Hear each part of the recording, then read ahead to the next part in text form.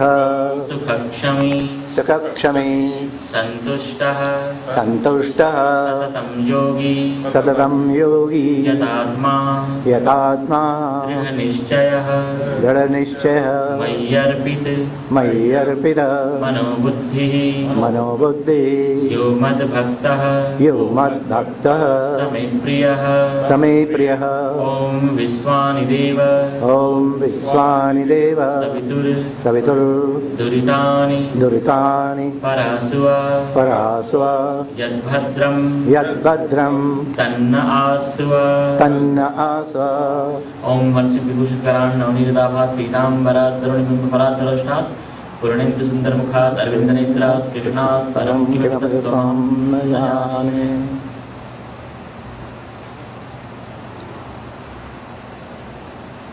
अनंत कोटि ब्रह्मांड नायक परमात्मा के चरण कमलों में कोटिशः नमन निवेदन तथा यहाँ पर उपस्थित बहुत ही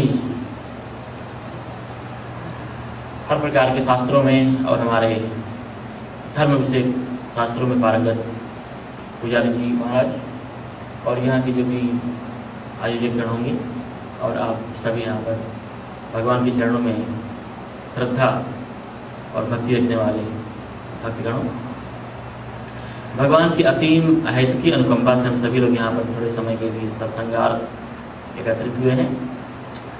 एक्चुअली इसके पहले भी एक बार हमारा यहाँ पर आना हुआ था, संभवतः 1.5 या 2 साल पहले, और ढेर सारे लोगों ने श्रवण किया था और आज परमात्मा की कृपा से दूसरी बार यहाँ पर आना हुआ। कभी आप लोगों ने सोचा कि हमारे जीवन का लक्ष्य क्या है, उद्देश्य क्या है? परमात्मा ने जो हमें जीवन दिया है, जो लाइफ दी है, उसका पर्पस क्या है? अथवा जो आप लोग कर रहे हो वही जीवन का उद्देश्य है? जॉब करना या बिजनेस करना या अन्य कोई जिन सांसारिक कामों में लगे हुए हो? शायद हो सकता है कि सबका अलग अलग उत्तर हो, लेकिन भगवान वेदव्यास जी ने कहा है कि सुखार्था सर्वभूतानां मता सर्वा प्रवृत्तयः। मनुष्य मात्र का ही नहीं, समस्त प्राणी मात्र का अगर उसके जीवन का कोई एक लक्ष्य हो या उद्देश्य है या हेतु है, प्राणी मात्र अगर कोई उद्योग करता है, परिश्रम करता है, पुरुषार्थ करता है, कोशिश करता है, तो केवल सुख के लिए ही करता है। आप लोग पैसा भी क्यों कमाते हैं या किसी भी वस्तु की चाह? न जाने किसकी हमें उम्र भर तलाश रही, जिसे करीब से देखा वो दूसरा निकला। हर चीज की सुंदरता, ब्यूटी, आकर्षण है ही तभी तक जब तक कि वह वस्तु जो है वो आपको मिलती नहीं है। तो संसार का जो सुख है वो मात्र केवल प्रतीत होता है, केवल इल्यूजन की तरह। कभी आपने झील में चांद को देखा? यहाँ पर समय नहीं मिलता हो तो कभी भारत में जाना, तो वहां पर किसी पूर्णिमा की रात्रि में बैठ करके और किसी तालाब में, किसी झील में उस चांद की सुंदरता को देखना। झील का जो चांद है ना, वो रियल चांद से कहीं बहुत ज्यादा खूबसूरत लगता है। लेकिन झील की चांद की सुंदरता से मुग्ध होकर अगर कोई व्यक्ति उस जल में उस चांद को पाने के लिए कूदे तो क्या होगा? डूबेगा। तो इस संसार का जो सुख है, संसार का जो आकर्षण है, संसार की जो दीवानापन हमारे अंदर, क्रेजीनेस जो बैठा हुआ है, सब झील में चांद की तरह है। वरना देखो, संसार में अगर सुंदरता होती, संसार में अगर सुख होता, शांति होती, आनंद होता, तो ये बुद्ध, महावीर या आदिगुरु शंकराचार्य, ये लोग कोई पागल नहीं थे। बुद्ध और महावीर को वो सारी की सारी चीजें बचपन से ही जन्म से मिली हुई थी, जिन चीजों के पीछे ये दुनिया जो है पागलों की तरह दौड़ रही है। लेकिन उन्होंने देखा कि वास्तव में जहां पर ये चीजें दिखाई पड़ रही हैं, वहां पर तो है ही नहीं। तो अगर सुख को, अगर उस आनंद को प्राप्त करना हो तो हमें क्या करना होगा? हमारे यहाँ एक बड़ा सुंदर एक शब्द आया है, मृग तृष्णा। मृग तृष्णा का अर्थ आप लोगों को पता है? मृग तृष्णा का अर्थ यह होता है कि जब मध्याह्न काल में, दोपहर के समय में सूरज की किरणें जब रेगिस्तान के रेत पर उतरती हैं तो वो रेत इस तरह से चमकता है जैसे लगता है कि माइलों माइलों जो है वो मीलों जल लहरा रहा हो, कोई सागर हो, कोई जल का जलाशय है बहुत बड़ा, कोई झील है। और रेगिस्तान का वह ताप से पीड़ित प्यासा हिरण जल की तलाश में जो है वो भटकता हुआ, जब उसे रेगिस्तान के ऊपर उतरती हुई सूरज की किरणें जब चमकती हैं और जल का आभास होता है तो पीने के लिए जो है दौड़ करके वहां जाता है। और जब वहां पहुंचता है तो वहां जल तो होता ही नहीं है, फिर उसे लगता है कि अरे जल जो है वो वहां लहरा रहा है, फिर दौड़ करके वहां जाता है, फिर वहां भी जब पहुंचता है तो पानी तो होता नहीं है, फिर उसे और दूर आभास होता है। ऐसे ही वह प्यासा रेगिस्तान का जो हिरण है वो दौड़ दौड़ करके और अंत में मर जाता है और पानी कहीं भी उसे नहीं मिलता है। हम सभी लोगों की ऐसी ही स्थिति है।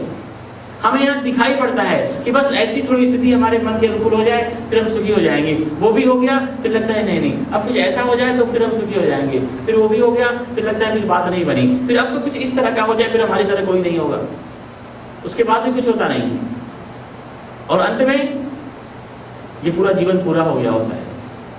तो हम सभी लोगों की जो कंडीशन है, स्थिति है, वो रेगिस्तान में भटकते हुए जल की खोज में प्यासे हिरण की तरह है। वो तो 12-13 साल पहले जब मैं हिमालय के जंगलों से निकल करके भारत के बाहर गया तब मुझे मालूम पड़ा कि ये बहनें अपने पतियों को डियर क्यों कहती हैं, जो बेचारे सुख की खोज में दौड़ते रहते हैं और अंत में कुछ हाथ में आता नहीं है। हमारे संस्कृति में अथवा तो पश्चिम की संस्कृति में या दुनिया की किसी भी देश की संस्कृति में हर जगह जो है वहां के चिंतकों ने, विचारकों ने सुख की खोज में ही अपने चिंतन की धारा जो है प्रवाहित की।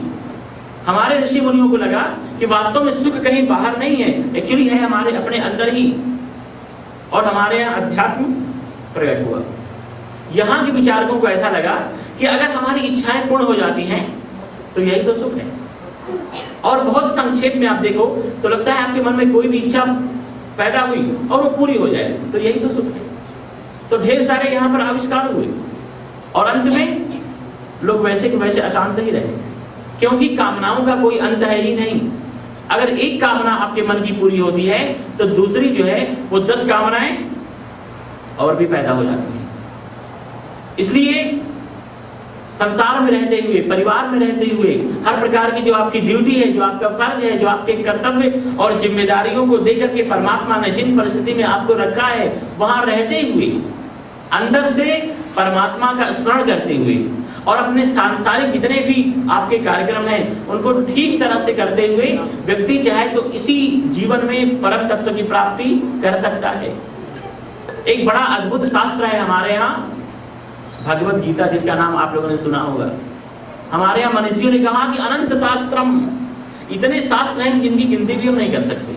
जितने आचार्य हुए, जितने बड़े बड़े प्रभावक धर्माचार्य हुए, जिन्होंने परमात्मा को देखा, जाना, सुना, अपने अपने अनुभवों को उन्होंने कागजों पर उतारा, उतने शास्त्र हमारे यहाँ हुए। अनंत शास्त्रम बहुवेदितव्यम, जीवन में बहुत कुछ जानना बाकी है, लेकिन मुश्किल ये है कि स्वल्पस्य आयु, हमारी जो उम्र है ना वो बहुत कम है। चलो उम्र अगर कम हो तो भी बहुत कुछ किया जा सकता है। परमात्मा की प्राप्ति के लिए ज्यादा समय या ज्यादा उम्र की आवश्यकता नहीं है। आपको पैसा कमाना हो तो ज्यादा समय चाहिए, ज्यादा उम्र चाहिए, ज्यादा एनर्जी चाहिए, लेकिन भगवान की प्राप्ति करनी हो तो केवल अंतःकरण की परमात्मा के प्रति एक पीड़ा और व्याकुलता ही काफी है। लेकिन मुश्किल यह है कि पावश्च विघ्ना, जब व्यक्ति कोई अच्छा कार्य करने के लिए उद्यत होता है तो ढेर सारे विघ्न आकर के उसे घेर लेते हैं। हमारे महर्षियों ने कहा कि ऐसी परिस्थिति में यत् सारभूतम तदुपासितव्यम हंसो यथा क्षीरमिवाम्बुमध्यात्, जिस तरह से हंस जो है वो जल में से दूध को ग्रहण कर लेता है, वैसे ही प्रत्येक व्यक्ति को जो सार तत्व है उसको अगर व्यक्ति न ग्रहण कर ले तो फिर अंत में पछताना पड़ेगा। और देखो जीवन की सबसे बड़ी विडंबना ये है कि जब तक जीवन समझ में आता है ना तब तक जीवन पूरा हो गया होता है। तो हर प्रकार के धर्म शास्त्रों का, अध्यात्म शास्त्रों का, जीवन के संपूर्ण जीवन को प्रकाशित करने वाला अगर एकमात्र कोई शास्त्र है तो वो है भगवत गीता। सबका निचोड़ है भगवत गीता। और बहुत संक्षेप में आपकी उत्सुकता को शांत करने के लिए मैं बताता हूँ। वैसे मेरा जन्म हुआ है बनारस के पास एक स्थान है छोटा सा गाजीपुर, डिस्ट्रिक्ट है। और जब मैं 15 साल का हुआ तो फिर मैं निकल पड़ा घर छोड़कर के जंगलों में। 12-13 साल में हिमालय के जंगलों में व्यतीत किया, गिरनार के जंगलों में मैं रहा। उसके बाद 12-13 सालों से पूरे वर्ल्ड में, पूरी दुनिया में घूम करके, और खास करके भगवत गीता के ऊपर मैं प्रवचन करता हूँ, मैं भगवत गीता पढ़ाता हूँ, और इसके साथ ही साथ योगा, प्राणायाम और मेडिटेशन भी सिखाता हूँ।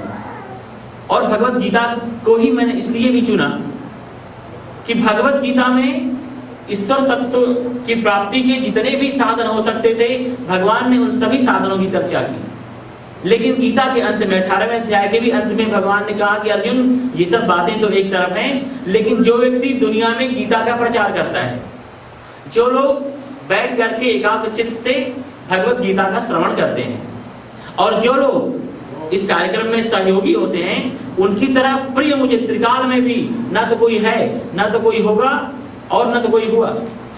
फिर मैंने सोचा कि जंगलों में रहकर, गुफाओं में रह करके ढेर सारी सिद्धियां तो प्राप्त की जा सकती हैं, लेकिन परमात्मा की प्राप्ति हो जाएगी इसकी कोई गारंटी नहीं है। लेकिन भगवान ने गीता में प्रॉमिस किया है, आश्वासन दिया है। इसलिए गीता के ही प्रचार का एकमात्र पूरा का पूरा मिशन बना करके, लक्ष्य बना करके, जीवन का एक ध्येय, टारगेट बना करके, और मैं पूरे वर्ल्ड में बादल की तरह घूम रहा हूँ। और एक सप्ताह के मेरे भगवत गीता के ऊपर प्रवचन होते हैं, और लोग योगा, प्राणायाम और मेडिटेशन सीखते हैं। क्योंकि 45 मिनट में या 40 मिनट में कुछ भी भगवत गीता के ऊपर बोलना मतलब कि छत के ऊपर घोड़ा दौड़ाने की तरह है। फिर भी भगवत गीता में भगवान से अर्जुन ने कुल 28-29 प्रश्न पूछे, और वो सारे के सारे प्रश्न इतने अलौकिक, अद्भुत और इतने विलक्षण प्रश्न हैं कि कभी समय होगा और उनकी चर्चा अगर करेंगे तो आपको लगेगा कि नहीं, अरे ये तो हमारे प्रश्न है। बहुत ही अद्भुत ये शास्त्र है। इसलिए आप लोगों को भी अपने जीवन को समझना हो, जीवन में कुछ प्राप्त करके अगर यहाँ से जाने की अभिलाषा हो, तो प्रतिदिन आप भगवत गीता का पाठ किया करें। भगवत गीता में भगवान ने कुल 3 प्रकार के लोग बताए हैं, फर्स्ट क्लास के, सेकेंड क्लास के और थर्ड क्लास के। भगवान ने कहा अर्जुन, थर्ड क्लास लोगों के ये कुल 8 लक्षण हैं। अगर इनमें से एक लक्षण भी आपके जीवन को स्पर्श करता रहा तो पूरा का पूरा जीवन जो है आपका एकदम भूत प्रेत की तरह अशांतमय ही बीतने वाला है। भगवान ने कहा अर्जुन, ये सेकेंड क्लास लोगों के 7 लक्षण हैं, इनमें से एक लक्षण भी अगर आपके अंदर रहे तो पूरा का पूरा जीवन जो है वो पशुवत व्यतीत होगा, अशांति से भरा हुआ होगा, और अंत में कुछ हाथ नहीं आने वाला है। भगवान ने कहा पार्थ, ये प्रथम श्रेणी के लोगों के कुल 6 लक्षण हैं। इनमें से अगर एक लक्षण भी आपके जीवन में आ जाए तो आपका पूरा का पूरा जीवन जो है वो परमात्मा के निकट प्रतीत होगा, और जीवन का जो वास्तविक लक्ष्य है, जीवन में सुख की प्राप्ति, आनंद की प्राप्ति, परम शांति की प्राप्ति, अंत में परमात्मा की अनुभूति करके और इस जीवन की सार्थकता को सिद्ध करने का जो लक्ष्य भगवान ने देकर के भेजा है, उसको हम इसी जीवन में प्राप्त कर सकते हैं। तो मेरे पास समय है 40 मिनट, 1 घंटा और है, तो किसी एक की हम चर्चा कर सकते हैं। किसकी चर्चा करें, आप लोग बताओ, किन के लक्षण आपको जानना है? प्रथम श्रेणी के लोगों के, या सेकेंड क्लास के, या थर्ड क्लास के लोगों के लक्षण? First class. लेकिन एक बार मैं फिर से कह दूं कि ये जो लक्षण भगवान ने बताए हैं ये आत्मदर्शन के लिए बताए हैं, लेकिन हम लोग बस दूसरों को नंबर दे देते हैं कि देखो ये जो व्यक्ति है ना, ये महा थर्ड क्लास का व्यक्ति है। एक बार इंग्लैंड में बहुत पहले हमारा प्रवचन चल रहा था 1 सप्ताह का लेस्टर में, तो इसी पर हम बोल करके और फिर निकले, तो जिनके यहाँ ठहरे हुए थे तो वो बहन ड्राइव कर रहे थे, पति जो पीछे बैठे हुए थे। तो बहन ने कहा कि महाराज जी आज तो आपने जो प्रवचन में कहा ना, अरे बस बहुत आनंद आ गया, याद हो गई। हमने कहा कौन सी आपको बात बहुत अच्छी लगी?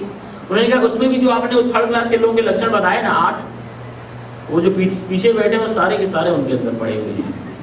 तो ये सेल्फ रियलाइजेशन के लिए है, ये आत्मदर्शन के लिए है।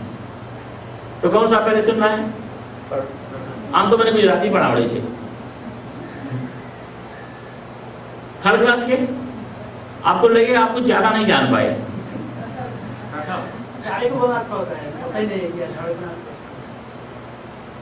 भगवान ने शुरुआत की है प्रथम श्रेणी के लोगों के लक्षणों से।